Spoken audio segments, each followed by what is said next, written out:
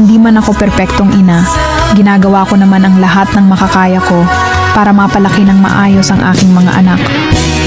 May mga pagkakataong napapagod ako, nagkakamali, at nawawalan ng lakas. Pero hindi ibig sabihin noon ay kulang ang pagmamahal ko sa kanila. Tahimik man ang mga sakripisyo ko, bawat puyat, pagod, at pag-aalala ay buong puso kong ginagawa para lamang masiguro na magiging maayos ang kanilang kinabukasan. Bilang isang ina, hindi madaling pagsabayin ang sariling problema habang iniisip pa rin ang kapakanan ng pamilya. Minsan kailangan kong magpakatatag kahit ako mismo ay nasasaktan at nahihirapan.